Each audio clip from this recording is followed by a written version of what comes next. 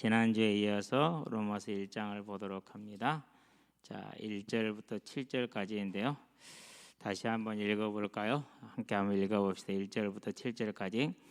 예수 그리스도의 종 바울은 사도로 부르심을 받아 하나님의 복음을 위하여 택정함을 입었으니 이 복음은 하나님이 선지자를 통하여 그의 아들에 관하여 성경에 미리 약속하신 것이라.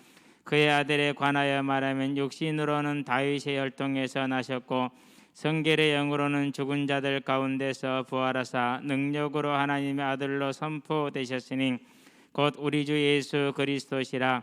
그로 말미암아 우리가 은혜와 사도의 직분을 받아 그의 이름을 위하여 모든 이방인 중에서 믿어 순종하게 하나니 너희도 그들 중에서 예수 그리스도의 것으로 부르심을 받은 자니라.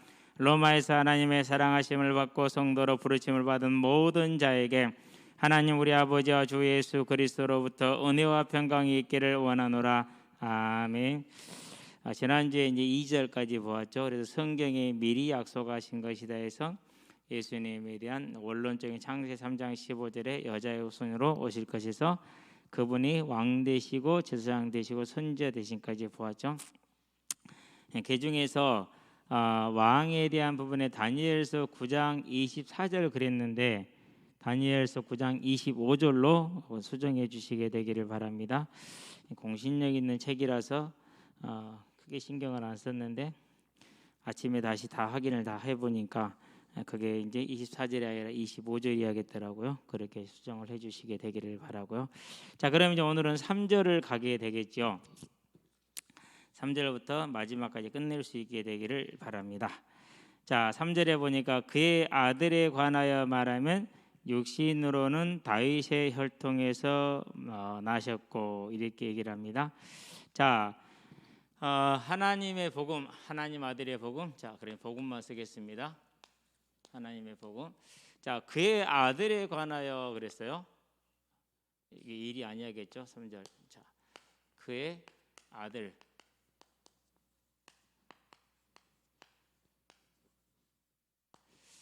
구약에서는 예수님을 아들로 표현하는 장면이 나와요, 안 나와요? 안 나와요. 나오질 않죠. 근데 신약에 와서 예수님께서 자신을 이제 표현을 할 때도 하나님을 부를 때 어떻게 표현을 했느냐 하면은요. 마가복음 14장 36절을 한번 볼까요?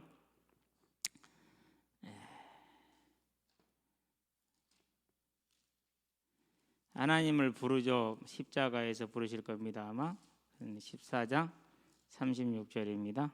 예. 어떻게 부르고 있죠? 36절에 이르시되 아빠 아버지여 이랬어요. 이제는 아바라고 표현이 됐잖아요. 근데 지금은 이제 그것을 원래 뜻이 이 뜻이었기 때문에 이렇게 표현을 했어요. 마가복음 14장 36절이죠.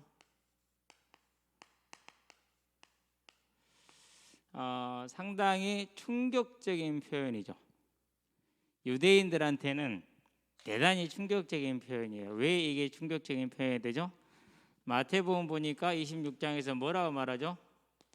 60절, 63절이죠 아마? 60절에서 63절인가요? 꼭 그 부분 헷갈려. 마태복음 26장을 한번 볼까요? 63절.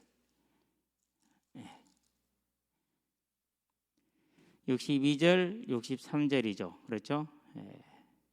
대제사장이 일어나 예수를 묻되 아무 대답도 없느냐 이 사람들이 너를 치는 증거가 어떠하냐 하되 예수께서 침묵하시거늘 대제사장이 이르시되 내가 너로 살아계신 하나님께 맹세하게 하노라 네가 하나님의 아들 그리스도인지 우리에게 말하라. 64절 그렇게 대답을 하죠. 63절, 64절까지. 자, 이 말은 무슨 말입니까? 예수님의 사형 확정되는 제목이 이거죠. 그렇죠? 예수님을 죽이게 되는 사형 확정 목적이 뭐죠? 신성을 모독하도다. 즉 자신을 뭐라 그랬어요? 아들 하나님. 이제 이 등식이 성립이 되는 거예요. 유대인들의 관습, 언어 관습, 사회 관습, 풍습, 곧 하나님이 아브라함을 불러서 그들에게 세워놓은 복음의 원리를 설명하기 위한 사회적인 제도, 풍습과 관습과 관념이 이래요. 그래서 아들은 곧 하나님이라는 의미가 되는 거죠. 그런데 자, 예수님이 본인이 하나님을 어떻게 불러버려서 이렇게 부르셨죠. 충분히 뭐가 되는 거죠. 유대인에게는 사형에 해당하는 죄가 되지만은 저와 여러분들에게는 예수님이 그의 아들에 관하여다, 즉 하나님이 주신 복음이라는 확증을 저와 여러분에게 주는 것들이죠. 그래서 이렇게 이제 3절을 보게 되면은 많이 좀 의미가 달라지는 거죠. 분명히 그래서 뭘 말하는 것입니까? 이것이 예수님의 아들은 인성을 말하는 겁니다. 그러면서 뭘 포함하고 있는 거죠? 신성을 함께 가지고 있는 것이죠. 그래서 신성을 부인하는 이런 아리우스주의라든가 여호와의 증인 같은 사람들은, 여호와의 증인이 뭐 이렇게 나중에 등장하지만 초대교회 때부터 쭉 그 모습은 원형은 있었기 때문에 분명히 틀린 그런 이제 믿음이 되고 신앙이 되는 겁니다. 이런 이제 용법상의 문제, 또 유대인들의 하나님이 심어놓은 관습상의 문제를 오늘날의 시각과 미국인의 문화를 가지고 해석하면 어떻게 되죠?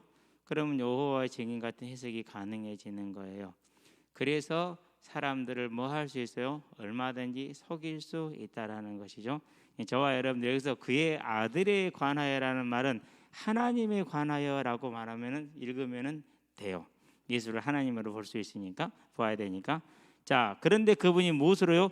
육신으로는 그랬어요. 다윗의 혈통에서 나셨다, 그렇게 그랬어요. 여기서 육신으로는 그냥 보통 게 중립적인 의미, 죄를 가진 육신을 의미하는 소말을 사용하지 않고 사르크스, 죄성이 있는 육신이라는 그런 뜻을 사용했어요. 그런데 그분은 그런 몸을 가질 때는 뭔 없는 분이라고 그랬죠? 죄는 없으시니라라고 얘기를 하고 있죠. 그래서 육신으로 오셨음을 분명히 하고 있는 겁니다. 그분이 뭘 말하는 거죠? 육신으로는 성육신이죠.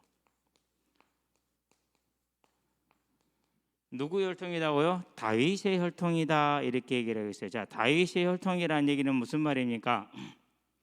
유대인들한테 가장 중요한 부분이죠.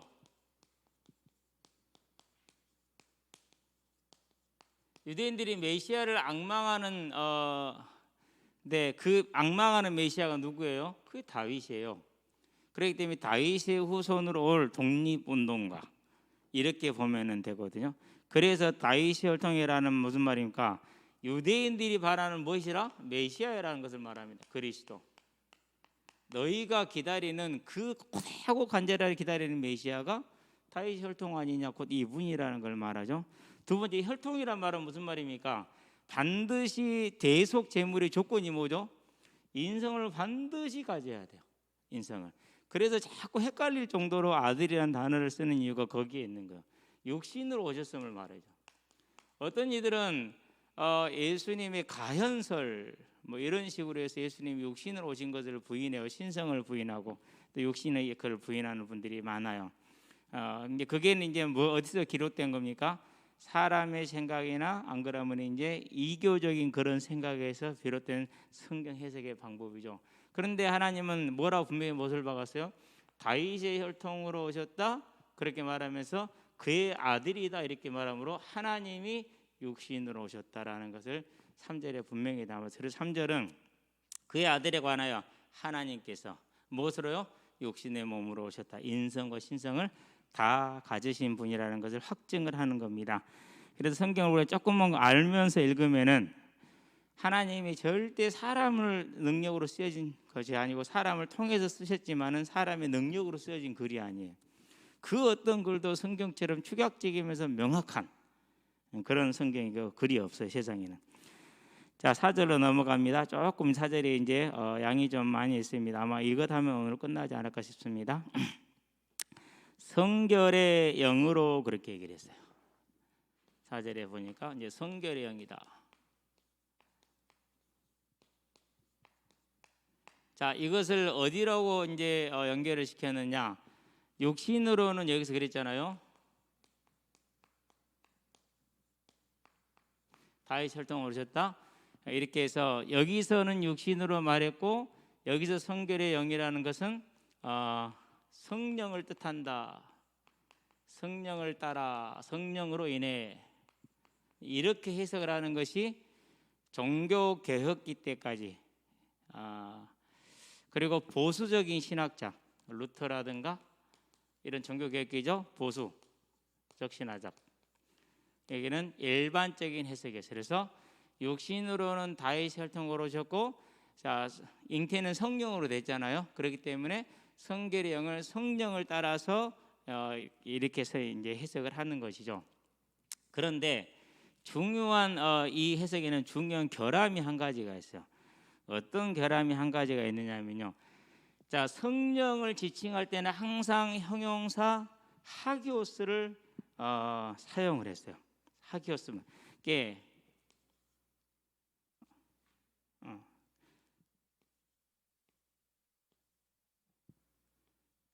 이렇게 경강점 팀표 같은 게 위에 알파라는 베타 알파 위에 찍힙니다. 그러면 그것을 아로 읽지 않고 하로 읽어요. 오에 찍히면 오로 읽지 않고 호로 읽어요. 그래서 여기 찍혔기 때문에 이제 하예요. 빠졌다. 기오스 성령을 지칭할 때는 항상 일관적으로 이 단어를 썼어요. 그런데 여기서는 이 하기오스를 쓰지 않고 하기오시네라는 걸 썼어요.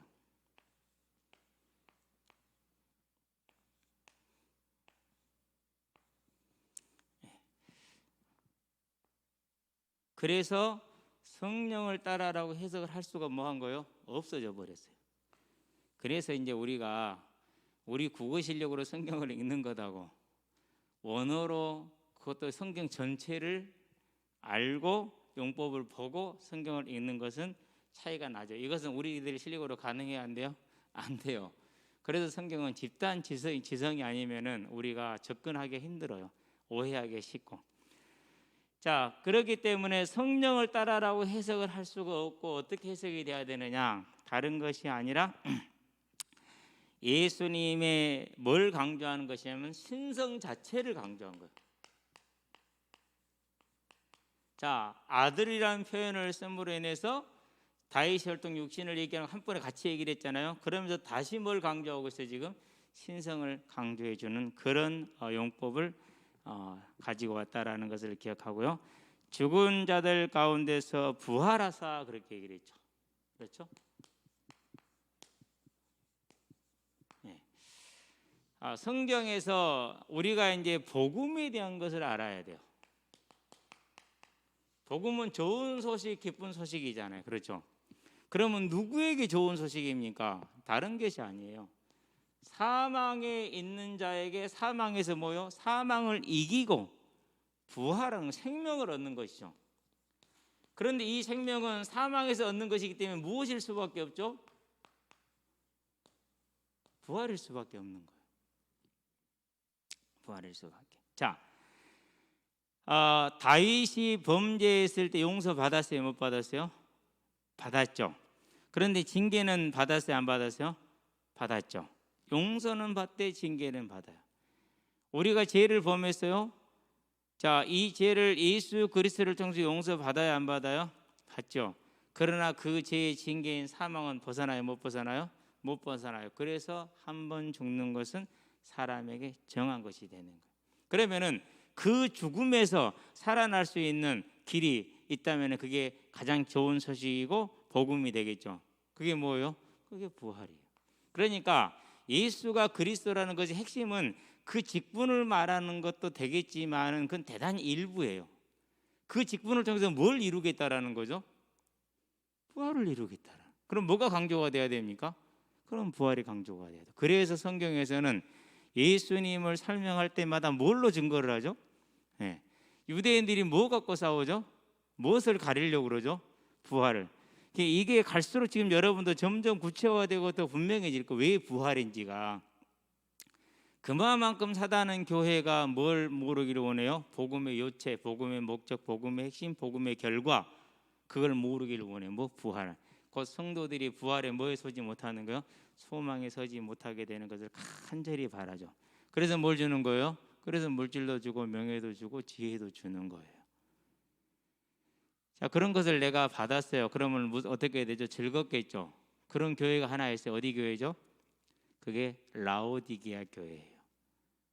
너희가 나는 부자라 하나 실상은 가난한 자로다. 그래서 예수님이 어디 계셔요? 지금 라오디게아 교회가 문 밖에 계세요. 왜요? 예수님은 부활을 주러 오셨거든요. 예수님은 우리에게 부활을 주러 오셨거든요. 그런데 그 부활을 받아들이지 않고 우리가 잘됐다, 형통했다, 승리했다, 우리는 성공했다, 그런 걸 뭐하고 있는 거예요? 만족해하고 기뻐하고 즐거워하고 그것을 바라고 있죠. 그럼 예수님 어디가 있는 거예요? 문 밖에 쫓겨져 있는 거예요. 오늘날 저와 여러분들에게 나가야 될 길이, 코로나 때문에 대면 예배를 못 드린다가 아니죠. 뭐가 없는 거죠? 이 소망이 없는 거죠. 그러니까 우리가 교회가 지금 처한 문제가 크게는요, 예배가 어려워짐으로 연약한 자들이 믿음을 못 지키고 있다는 문제가 있어요. 후대에 대한 후대가 막대한 타격을 받고 있다라는 문제가 있어요. 그러나 그것은 전부 다 격가지된 파생 문제일 뿐이에요. 진짜 문제는 뭐예요? 진짜 문제는 우리들에게 뭐가 없다라는 것, 이게 없다라는 거예요. 이걸 지금 우리가 못 봐요. 그래도 뭐 방역 당국이 잘하니 못하니 되냐니 이런 생각만 할 수 있어요, 우리가. 그게 아니에요. 어디로 가야 돼요? 이리로 가야 돼요. 그래서 죽은 자 가운데서 부활했다라는 말은 유대인들이 제일 싫어하는, 곧 유대인을 뭐라고 표현했어? 빌라델피아 교회하고 서머나 교회에서 유대인이라 하나 실은 사탄의 회라 그랬어요.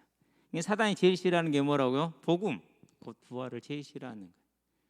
예수님이 제사장인 이유, 우리 죄를 사하사 우리를 죽음에서 살리시기 위해서. 예수님이 왕이신 이유, 사망의 권세를 멸하시고 우리를 사망에서 살리시기 위해서.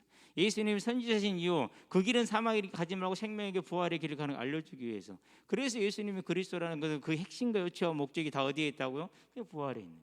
저와 여러분들이 이 죽은 자 가운데서 부활했다라는 것을 놓치면 다 놓치는 거예요. 그럼 사단은 뭘 줄 수 있다고 그랬어요? 다 줄 수 있다고 그랬어요. 생명만 말고. 생명이 뭐죠? 생명이 부활이죠. 그래서 우리는 부활을 뭐 해야 돼요? 대단히 중심적으로 강조하면서 살아가야 된다. 자, 그러면은 그런 자들이 많겠느냐? 별로 많지 않습니다. 그래서 여러분들은 감사하시게 되길 바랍니다. 자, 죽은 자들 가운데서 부활하사, 그렇게 얘기를 하죠.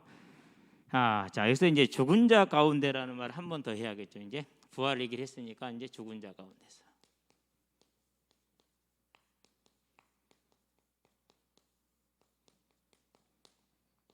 항상 이 죽은 자 가운데서 부활했다는 건 여러 가지 의미가 있다고 그랬죠. 자, 첫 번째, 죽은 자 가운데서 부활했다라는 말은 무슨 말입니까? 사단의 권세를 이긴 거예요.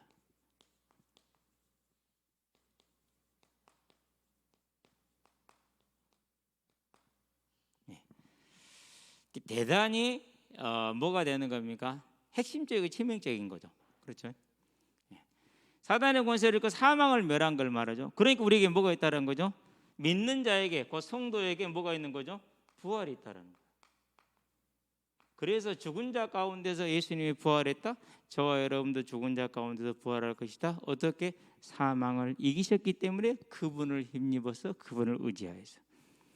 저와 여러분들의 믿음과 신앙에서 예수님이 하나님 의뢰 주시고자 한 것을 이것을 빼버리면 시체예요. 나머지는 무엇을 해도 상관이 없어요. 라오디게아 교회가 그런 교회가 되어버렸어요.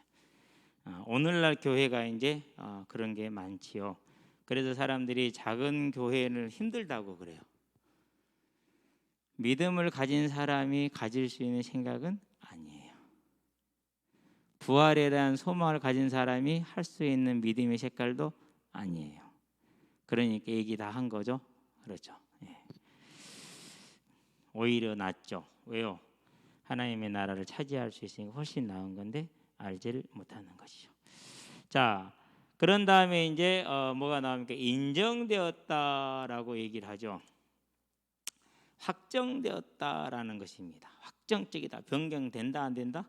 변경이 안 된다. 이렇게 얘기하는 거죠. 자, 여기서 이제 그런 다음에 인정되었으니 4절에 보니까 하나님의 아들로 선포되었다. 상당히 선포되었다 한번 볼 필요가 있네요.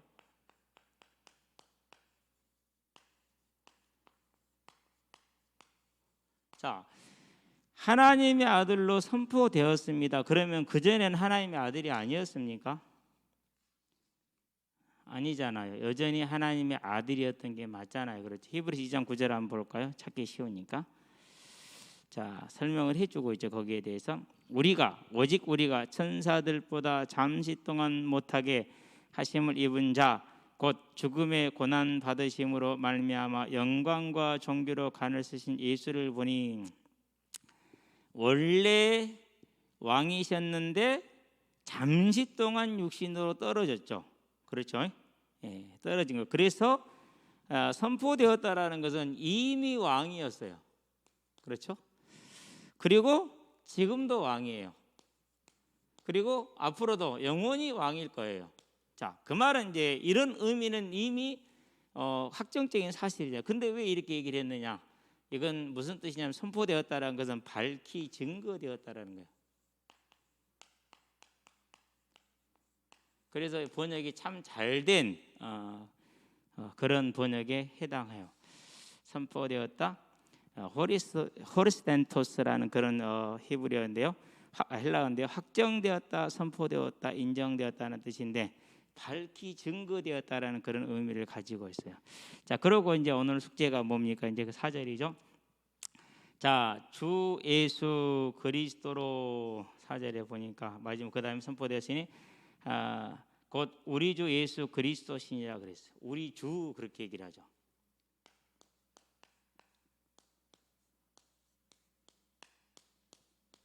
로드라는 단어인데요. 용례를 먼저 볼게요. 구약에서 여호와라는 단어가 나오잖아. 하나님 이름이죠.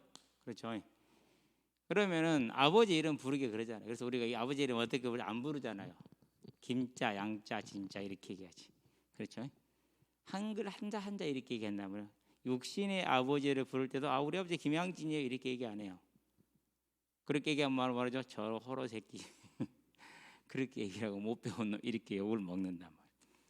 그건 동서양을 막론하고 복음을 막론하고 동일한 것 같아요. 그래서 유대인들이 여호와라는 단어가 나오면 읽지 않고 대명사를 사용을 했어요.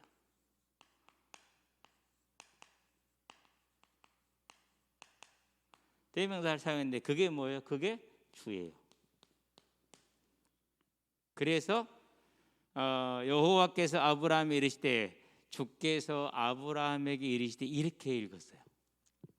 이렇게. 자, 이러한 관례가 쭉 이어졌잖아요. 그래서 이제 70인 역을 72명이에요. 번역을 할 때 왜 그러냐면 각 지파마다 6명씩 뽑았으니까 72명이죠. 12지파에서 6명씩 학자들을 뽑아서 이제 히브리어 구약 성경을 헬라어 구약 성경으로 번역을 해요. 그게 70인역이죠. 네. 그렇기 때문에 이 70인역에서는 의혹도 좀 있고요. 첨가된 구절도 좀 있고 그래요. 그것들이. 그래서 이제 70인역은 그렇게 좋은 번역본으로는 보진 않지만은 그래도 히브리어를 헬라어로 옮김을 해서 당시 헬라 문화권에 있는 모든 사람들에게 읽을 수 있도록 길을 열어준 대단히 의미 있는 하나님의 작업이 됩니다. 이 작업은 로마 황제가 했어요.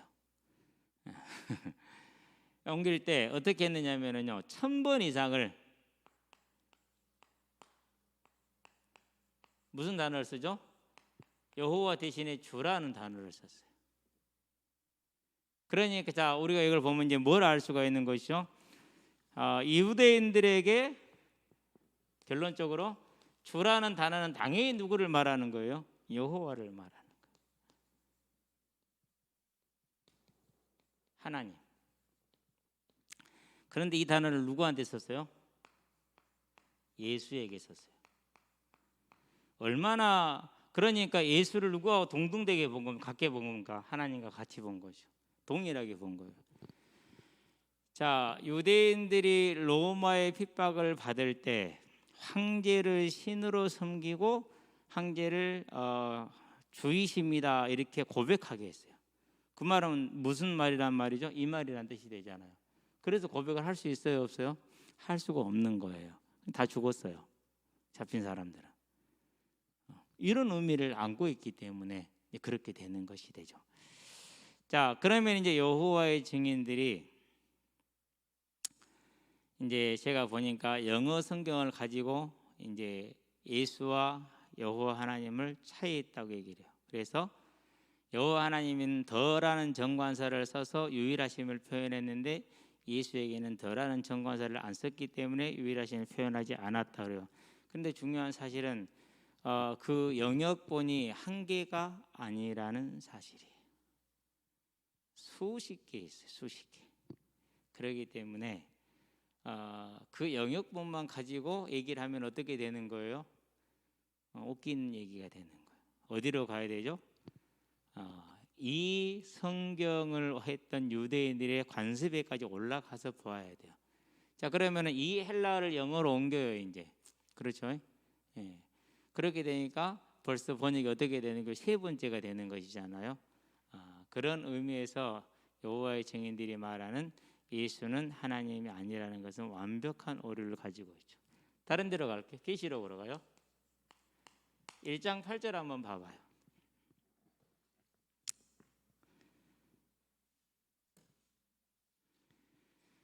자, 계시록 1장 8절에 보니까 하나님을 말하는 주 하나님이 이르시되, 여기서도 뭐가 들어갔죠?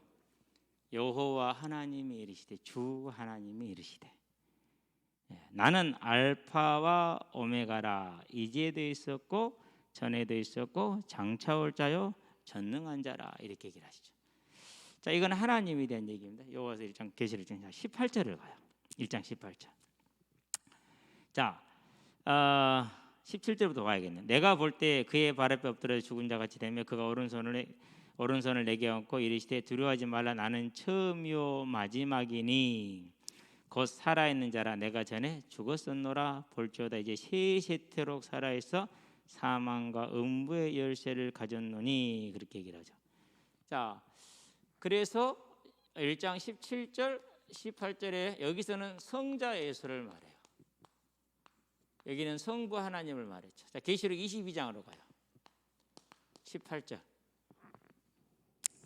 이제 마무리 짓고 있죠. 지금 계시록을 마무리 짓고 있는 중에 18절에 보니까 내가 이 두루마리의 예언의 말씀을 듣는 모든 사람 22장 맞는가요? 갑자기 헷갈린다. 잠깐만요. 22장 18절 맞는데 18절. 정하나니 만일 누구든지 아닌데 이거 아닌데 내가 지금 잘못 썼어요.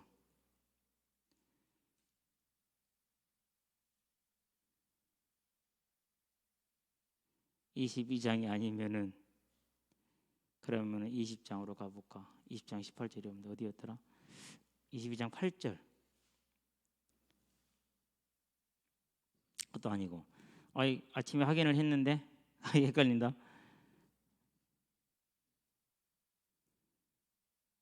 분명히 이렇게 써놓고 22장 8절로 딱 해놓고 있는데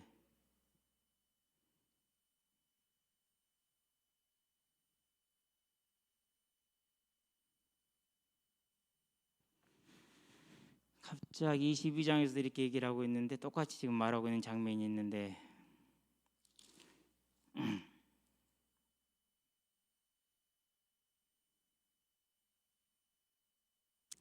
다음에 알려줄게요. 오늘 얼른 뭐 찾기가 힘드네. 13절. 헷갈렸다. 왜 이것을 18절로 봤을까? 13절. 자, 나는 알파와 오메가요 처음과 마지막이요 시작과 마침이라고. 누가 똑같죠? 1장 8절하고 같죠? 13절. 그러니까 자, 여기서 주라는 단어를 우리가 이제 보게 되면은 구약의 그러한 유대인들의 관습, 언어 관습을 하나님을 경외하는 그 언어 관습이 70인역에서 주라고 쓰여졌고, 따라서 이 정도로 구약에서 주를 가리킬 때는 유대인들에게 주를 여호와를 가리킬 때는 주라는 단어죠. 근데 그 단어를 누구에게 썼다라는 거죠? 그대로 예수에게 썼어요. 그래서 예수와 하나님의 동등된 신성을 그대로 지금 표현해 주고 있는 거죠. 그것을 또 증거해 주는 게 뭐죠? 계시록 1장 8절과 17절, 18절, 22장, 13절. 그럼 이것만 있냐 계시록이? 아니요. 더 있는데 계시록 1장 시작과 계시록 22장 마침을 제가 그것만 비교를 한 거예요. 다 비교해봤자 우리가 기억 못하잖아요. 확증되면 되는 것이죠. 증거가 되면 되는 것이니까. 그래서 자, 주라는 단어를 썼다라는 것은 자, 그분이 하나님과 동등된 신성을 가진 분이름을 분명하게 증거하고 있다는 걸 저와 여러분들이 기억하게 되길 바라고요.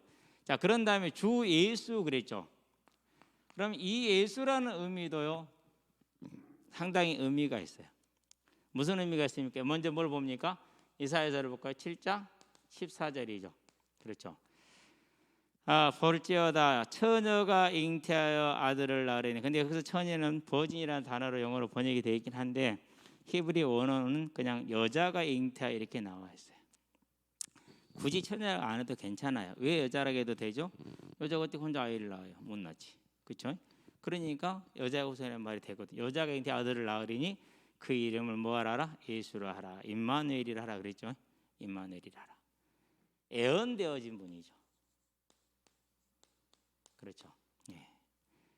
두 번째, 예수라는 이름은 뭘 가지고 있어요? 이제 그대로 로마 역사에 증거된 역사성을 가지고 있는 것이죠. 이것은 사실임을, 실현된 사실임을 말하는, 성취된 사실임을 말하고 있는. 그래서 주 예수라고 말할 때는 예언되어진 분이 그대로 성취되었다라는 사실을 지금 함께 표현하고 있어요. 그러면서 뭘 말하죠? 그리스도이다. 그렇게 얘기를 하죠. 그리스도는 이제 우리가 이제 어떻게 뭘 표현합니까? 이분이 세 가지 직분을 수행함으로 인해서 무엇을 이루었어요? 사망을 이기고 생명을 회복했죠. 그게 그리스도의 진짜 의미예요. 그 진짜 뜻이에요. 그런데 그냥 삼중직에 머물러 있으면 어떻게 되죠? 당연히 어디로 가게 돼 있어요? 대가산으로 가게 돼 있어요. 즉 기복으로 흘러갈 수밖에 없고 인본주의로 흘러갈 수밖에 없어요. 자, 그래서 그리스도라는 삼중직을 말하는데 가장 중요한 건 제사장이에요. 히브리서에 보니까 4장 14절에 그리고 5장 몇 절이더라? 5장은 잘 안 쓰는 구절이라서 얼른 기억이 잘 안 돼요.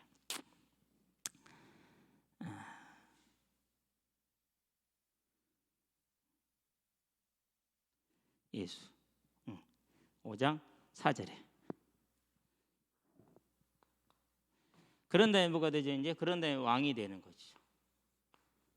제사장의 직분을 완성함으로써 죄를 도말했기 때문에 사단의 권세를 소멸해서 완전한 승리를 가져와서 왕이 되신 것이죠. 자, 우리가 이제까지 잘 안 보던 에베소서를 볼게요. 한번 펴봐요. 읽어볼 필요가 있어요. 에베소서 2장에 나와 있어요. 1장에 20절 22절에 잘 안 보던 부분이라서 그래요. 우리가 얼마나 성경을 좁게 보느냐 하면은 모두가 다 그럴 수밖에 없어요. 우리가 에베소서 1장 20절 22절 그의 능력이 그리스도 안에서 역사하사 죽은 자들 가운데서 다시 살리시고 하늘에서 자기의 오른편에 앉히사 모든 통치와 권세와 능력과 주권과 이 세상뿐 아니라 오는 세상에 일컫는 모든 이름 위에 뛰어나게 하시고 또 만물을 그의 발 아래에 복종하게 하시고 그의 만물 위에 교회의 머리를 삼으셨느니라. 이보다 더 자세하게 예수님이 왕권을 설명한 데가 없죠. 그렇죠? 그래서 앞으로 이 부분 아주 이렇게 중요시 여기시고 저와 여러분의 삶에 큰 능력과 위로가 되게 하시기를 바랍니다. 그런 다음에 세 번째가 뭘 말하죠? 이제 선지자이죠. 신명기 보니까 18장 몇 절에서요? 17절에서 8장 17절에 18절 아닙니다. 8장 17절에서 나와 같은 누구를 일으키겠다고 그랬어요? 선지자 하나를 일으키겠다고 그랬죠. 18장 15절은 또 뭘까? 8장 17절 18장 15절 찾아봅시다. 이것을 지난주에 확인을 해서 그냥 나왔더니는 또 헷갈리려고 그러네. 자, 우리가 이것들 하나하나 확인을 해봐야 의미가 있죠. 자, 이건 아니구나. 18장이 맞아요. 18장 15절 나와 같은 선지 일으키겠다라는 거 18장 15절이. 자, 내가 네 하나님 여호와께서 너희 가운데 네 형제 중에서 너를 위하여 나와 같은 선지자 하나를 일으키시리니. 8장 17절은 이제 재물에 대한 부분이고 주권에 대한 얘기, 재물의 주권에 대한. 자, 이렇게 이 세 가지의 그리스도 직분을 통해서 뭘 이루시는 것이죠? 이걸 통해서 그분이 하시고자 하는 것은 우리에게 뭘 주는 거죠? 생명을 주시고자 하는 거죠. 그 생명이 뭐예요? 그게 부활이에요. 그래서 이것은 이제 비유를 들어보자면은 하나의 부속품들이야. 그렇죠? 이 부속품들이 모아지니까 뭐가 나왔어요? 자동차 부속품이 모아지니까 자동차가 나온 것처럼 이게 나오는 거예요. 그러면은 부속품을 선전해야 돼요. 그럼 이걸 선전해야 돼요. 그렇죠? 이거예요.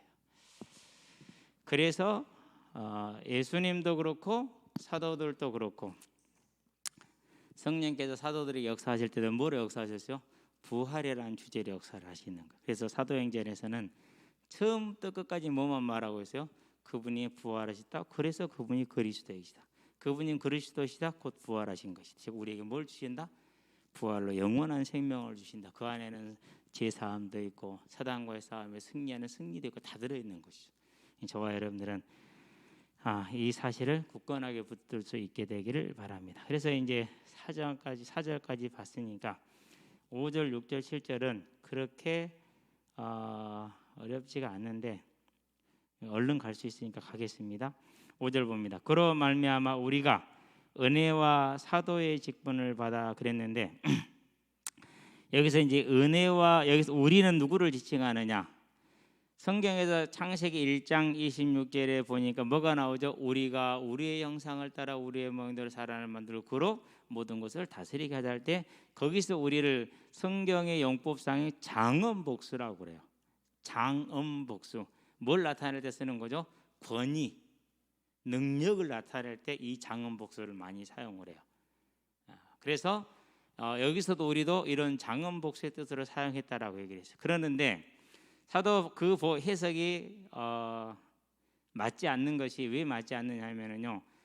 자, 은혜와 사도의 직분이 이렇게 얘기를 했죠. 그러니까 장엄복수를 쓸 수 있어요, 없어요? 내가 잘난 게 아니잖아요. 내가 권세와 능력이 있는 게 아니잖아요. 없는 것을 받은 거잖아요. 값없이 그냥 받은 거죠. 그러니까 장엄복수를 해석하면 돼요, 안 돼요? 안 되는 거예요. 그래서 여기서 우리는 사도 바울 자신을 그렇게 표현을 해주고 있다라는 사실을 저와 여러분들이 보면은 돼요. 물론 다 그렇게 읽겠지만은 자, 은혜와 사도의 직분인데 자, 카리스마 그러잖아요. 이 카리스가 은혜예요. 그래서 카린 카이 아포스톨렌 이렇게 나와요. 카린 카이 아포스톨렌. 카린 은혜, 카이 곧 다시 말해 아포스톨레. 자, 그러니까 바울이 받은 은혜의 내용이 뭐라는 거죠? 자기가 뭐로 부름받은 거라는 거요? 사도가 됐다라는 거예요. 그래서 로마서 15장 16절에 은혜로 말미암아 사도의 직분을 가리키는 직분을 받아 이렇게 얘기를 하죠. 그래서 카린 카이 아포스톨레 은혜 곧 사도의 직분. 그러니까 사도의 직분이 뭐라는 거죠? 은혜로 받은 것이라는 말하는 것이죠. 그래서 은혜와 사도의 직분이 딸리 분리된 것이 아니라 하나로 내가 받은 은혜가 곧 사도의 직분이다라고 얘기를 하죠. 그럼 앞에서 말했죠. 사도의 직분이라는 말은 무슨 말이에요? 하나님의 공식적인 택하심의 사도라는 것이죠. 곧 그가 하는 말과 그가 쓰는 글들은 바울의 것이 아니고 누구 거라는 거예요? 하나님의 것이라는 것을 말하는 것이죠. 그래서 그로 말미암아 내가 은혜의 사도의 직분을 받아 그의 이름을 위하여 그랬어요. 자, 그러면 사도가 된 것이 영광과 존귀와 굴림을 받고 존경을 받기 위한 것이는 무엇을 위한 것이라고요? 그의 이름을 위하여. 고린도전서 10장 30절에 먹든지 마시든지 무엇을 하든지 무엇을 위해서 하라? 하나님의 영광을 위해서 하라는 그 말씀대로 모든 것이 무엇을 위한 것이다고요? 31절입니다. 10장 31절 하나님의 영광을 위한 것이다. 자, 그 이름을 위해서 어떻게 한 겁니까? 그 이름에게 영광이 되는 길이 믿어서 순종하게 하나니 그렇게 얘기를 했어요. 자, 믿어 순종하게 한다. 순종하여 믿는다. 믿게 하기 위함이니 순종하게 하기 위함 이렇게 봐도 괜찮아요. 그래서 어디에서 보면은 이게 나왔냐면요, 히브리서에 보면은 3장을 한번 봐볼까요? 이것을 설명을 잘 해주고 있어요. 3장 18절 한번 봅니다. 이렇게 얘기를 하죠. 또 하나님이 누구에게 맹세하사 그의 안식에 들어오지 못하리라 하셨으니 곧 순종하지 아니하던 자들에게가 아니냐 이러보건대 그들이 믿지 아니함으로 능히 들어가지 못한 것이라. 순종하지 않는다라는 것은 무슨 믿지 않는다라는 것이죠. 믿지 않는다는 건 뭘 말하는 거죠? 순종하지 않는다라는 것이죠. 동전의 양면과 같은 그런 표현이라는 것을 저와 여러분들이 알면서 그러면 좀 더 풍성한 해석이 되지 않겠느냐, 은혜가 되지 않겠느냐 합니다. 6절입니다. 너희도 그들 중에서 예수 그리스도의 것으로 무엇을 받았느니라? 부름을 받은 자니라. 누구의 것이라고요? 예수 그리스도의 것. 그러니까 저와 여러분들이 우리는 믿음을 굳건하게 해야 됩니다. 분명히 맞는 소리고 그래야 됩니다. 그러는데 그 전에 누구 것이라는 거요? 너는 내 것이라 그랬어요. 우리는 하나님의 것으로 이미 택정을 받아버렸어요. 그러니까 그분이 놓지 않는 한은 어지간히 갖고 놓아지기가 어려운 것이죠. 연합되어졌다, 소속되어졌다라는 것을 말하는 겁니다. 우리는 하나님께 속한 자들이요 주께 연합된 자들이라는 것을 기억하게 되길 바랍니다. 그래서 고린도전서 3장 23절에 보니까 너희는 누구의 것이라? 그리스도의 것이라. 그리스도는 하나님의 것이라. 그러면 설명이 되죠. 이제 하나님이 택정하셔서 예수를 통해 성령의 역사하심으로 우리를 구원하셨으니까 그렇게 해석이 되는 거죠. 그리스도의 것, 부르심을 입었다, 구원을 받았다라는 것이죠. 자, 어떻게 구원을 받는 겁니까? 요한복음 1장 13절에 이는 혈통으로나 육정으로나 사람의 뜻으로 된 것이 아니라 하나님으로 말미암은 것이요 바요나시므나 네가 보기도 이를 너에게 알게 하니는 혈육이 아니라 하늘에 계신 네 아버지시니라 이렇게 얘기를 한 것이죠. 그러면서 원하는 자로 말미암다 아니요 다른 박질한 자로 말미암다 아니요 오직 하나님께로 말미암은 자니라. 하나님이 택하셨어요. 그래서 말라기 1장 2절 3절에 보니까 야곱은 사랑하고 에서는 미워함과 같으니 은혜 줄 자에게 은혜를 주고 공의를 베푼 자에게 공의를 베푼. 그래서 저와 여러분들이 뭘 받은 거죠? 그게 하나님의 부르심이에요. 저와 여러분들이 이것이 우리의 신분이 되고 이것이 저와 여러분의 정체성이 되기를 바랍니다. 세상이 말하는 잘났다 안 나다가 아니라 7절입니다. 로마에서 하나님의 사랑하심을 받고 성도로 부르심을 받은 모든 자에게 하나님 우리 아버지 주 예수 그리스도로부터 은혜와 평강이 있기를 원하노라. 자, 로마에서 하나님의 사랑하심을 받고, 그렇죠? 하나님이 세상을 이처럼 사랑하사 성도로 부르심을 받고 택하심을 받고 받은 모든 자에게 하나님 우리 아버지와 주 예수 그리스도로부터. 근데 왜 성령은 빠질까요? 하나님 아버지와 주 예수 그리스도 오는 이 은혜와 평강을 전달하는 자가 누구요? 성취시키는 자가 성령이니까 굳이 성령은 안 넣어도 되니까. 자, 그러면서 은혜와 평강이 너희에게 있기를 원하노라 이렇게 인사를 했어요. 왜 그러죠? 인사말에는 뭐가 있다고요? 굿모닝. 무슨 말이죠? 날씨가 하도 흐려. 이렇게 좋은 날씨가 되기를 바라는 거예요. 식사하셨습니까? 무슨 말이죠? 먹을 게 없어. 배불리 먹는 게 소원이야. 그렇다는 얘기는 은혜와 평강은 무슨 말입니까? 모든 서신서에 들어가는 인사말이죠. 예수를 믿음으로 말미암아서 겪게 되는 환난과 고난과 가난과 핍박 속에 있는 자들이기 때문에 항상 이 은혜와 평강을 말해요. 자, 그러면은 이 은혜와 평강을 비롯다는 얘기는 예수를 믿었는데 환난과 고난이 사라졌더라 안 사라졌더라? 믿어서 생기더라는 거예요. 그런데도 믿어야 돼요. 왜 그렇죠? 생명이 있으니까. 그래서 믿는 자에게 뭐가 제일 중요해요? 소망. 그래서 주님이 빨리 오기를 간절히 바라는 것이 되죠. 저와 여러분들이 이 믿음에 서는 것이 이 시대를 살리는 하나님의 뜻일 것이다 라는 확신을 가지고 온전히 서서 항상 저와 여러분의 영혼에 은혜와 평강이 넘치시기를 바랍니다. 힘들고 어려워도 견뎌낼 수 있는 하나님의 그 힘이 오시는 겁니다. 임하는 겁니다. 이걸 뭐라고 그러죠? 오직 성령이 너에게 임하시면 너희가 권능을 받고 권능을 받는 모습의 한 부분입니다. 한 모습입니다. 기도하겠습니다. 살아계신 아버지 하나님, 우리에게 주신 이 생명의 복음을 한 걸음 한 걸음 하나하나 또 잊어버리는 것도 많을 것이고 다 알지 못하는 것도 너무나 많을 것이지만 사랑함으로 한 걸음씩 나아갈 수 있도록 불러주신 것을 감사를 드립니다. 이제 우리의 이 부르심과 선택하심 속에서 오늘 하루의 삶이 언제나 주의 은혜와 평강 가운데 거함으로 다시 오려는 주의 언약을 이루는 믿음의 삶을 굳건하게 설 수 있도록 주님 우리를 붙드시고 인도하셔서 그날에 잘했다 착하고 충성된 종이라는 우리의 일생의 평가를 받을 수 있도록 하나님 우리를 붙들어 주시고 힘 주시기를 그리스도신 예수의 이름으로 감사하며 기도합니다. 아멘. 이제는 우리 주 예수 그리스도의 십자가 대속의 은혜와 독생자 예수를 죄인을 아끼지 않고 내어주신 하나님 아버지의 무한하신 사랑과 지금도 죄인을 생명과 의와 영화의 길로 인도하시고 보장하시는 성령의 내주교통 역사하심이 하나님의 아들의 복음을 받고 그 복음으로 말미암아 의와 평강 가운데 누림으로 이 땅에서 하나님의 뜻을 온전히 이루되 청년의 때부터 그것을 이루게 될 우리 모든 대학 청년들과 함께하는 이들의 모든 심령 위에 지금으로부터 영원토록 함께 계실지어다. 아멘.